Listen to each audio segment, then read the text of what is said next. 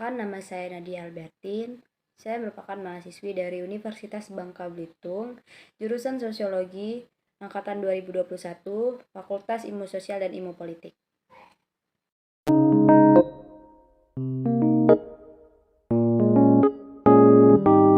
Bela negara adalah sebuah perilaku dan sikap dari warga negara.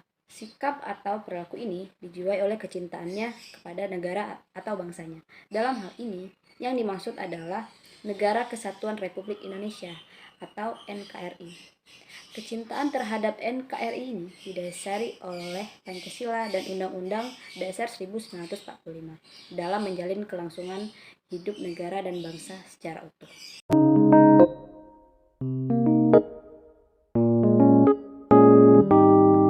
Yang pertama, Sunarso. Pengertian bela negara menurut Sunarso sendiri adalah mengandung 4 esensial. Yang pertama adalah kemerdekaan dan kedaulatan negara. Kedua, kesatuan dan persatuan bangsa dan negara. Ketiga, keutuhan wilayah dan yurisdiksi nasional. Keempat, nilai-nilai Pancasila dan Undang-Undang Dasar 1945. Menurut Darji Darmodihardjo. Menurut Darji Darmodihardjo, pengertian bela negara adalah dilaksanakannya doktrin keamanan yang nasional, gunanya untuk berusaha menciptakan sebuah sistem pertahanan keamanan nasional. Keamanan nasional tersebut diharapkan mampu mengamankan serta mensukseskan perjuangan nasional pada umumnya.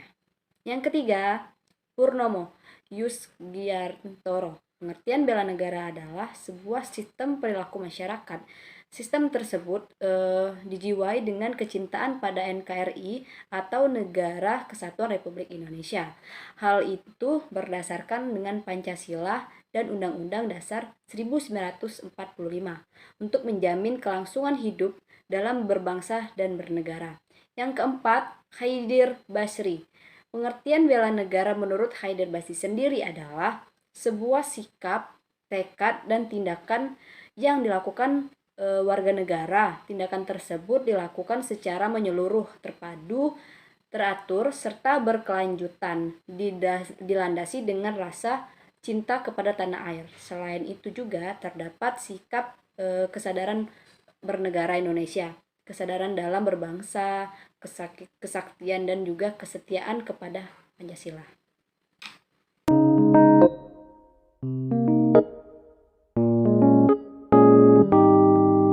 Kondisi bela negara di Indonesia saat ini.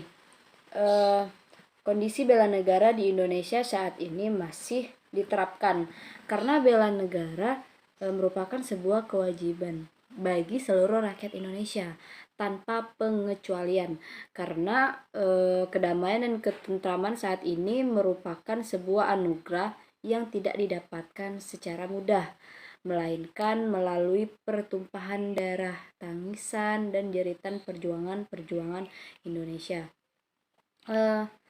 Membela negara bukan hanya dalam wujud perang senjata, melainkan juga dalam perang melawan COVID-19 yang terjadi di 2020 dengan berbagai cara dan daya yang dimiliki tiap-tiap individu, di mana hal paling mudah yang dilakukan dengan selalu mentaati anjuran, himbauan, serta peraturan yang ditetapkan pemerintah, yaitu untuk tetap tinggal di rumah, berdiam di rumah adalah keselamatan dan juga menyelamatkan. Saat ini ancaman pandemi COVID-19 masih belum berakhir dan masyarakat harus bersatu menghadapinya dan memperjuangkan kesembuhan setiap warga. Menerapkan protokol kesehatan dengan memakai masker, menjaga jarak, mencuci tangan dengan sabun, menjadi upaya pencegahan penyebaran COVID-19 dan menjadi implementasi bela negara. Upaya ini juga dilakukan tenaga medis dalam menyelamatkan pasien COVID-19. Mereka tanpa lelah di baris terdepan sebagai bela negara dan memperjuangkan kesembuhan setiap warga negara walaupun nyawa mereka taruhannya. Masyarakat juga bisa bergabung dalam pemulihan kesadaran masyarakat, ekonomi nasional, dan berbagai aspek kehidupan. Peringatan Hari Bela Negara, mari kita dimulai dari hal-hal kecil dengan membangun kepekaan, solidaritas, mulai dari lingkungan keluarga, lingkungan masyarakat, dan lingkungan pekerjaan. Contoh salah satu budaya kita yakni bekerja sama atau bakti sosial berdasarkan prinsip seperti gotong royong antar sesama warga dan lingkungan masyarakat lainnya. Di era kekinian, banyak jargon yang diucapkan masyarakat dalam upaya membela negara seperti yang sering terdengar. Pekikan jargon NKRI harga mati, aku Pancasila, aku Indonesia, sebagai perlawanan atas situasi dalam kondisi saat ini yang dirasakan rawan perpecahan di antara anak-anak bangsa. Apalah artinya sebuah slogan sebagus apapun itu kalau hanya di mulut saja, pada kenyataannya kita belum bisa mengimplementasikannya di kehidupan sehari-hari. Implementasi upaya bela negara dalam kehidupan sehari-hari banyak sekali. Contohnya yang dapat kita terapkan dengan hal-hal yang bermanfaat di kehidupan keseharian kita. Bela negara bisa kita lakukan dimulai dari diri kita. Sebagai contoh, dengan kita rajin belajar dan sungguh-sungguh, di samping kita akan menjadi orang yang berilmu dan berpotensi menjadi orang yang berprestasi secara tidak langsung, dan otomatis negara yang dapat keuntungan berupa bertambahnya orang-orang pintar, orang yang berguna, para pengusaha ilmuwan, dan lain-lain.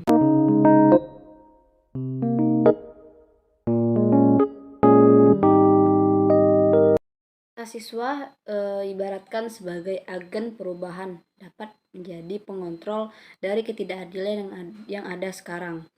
Hal tersebut dikarenakan mahasiswa merupakan suatu cerminan bagi masyarakat untuk dapat menjaga nilai-nilai kebaikan negara.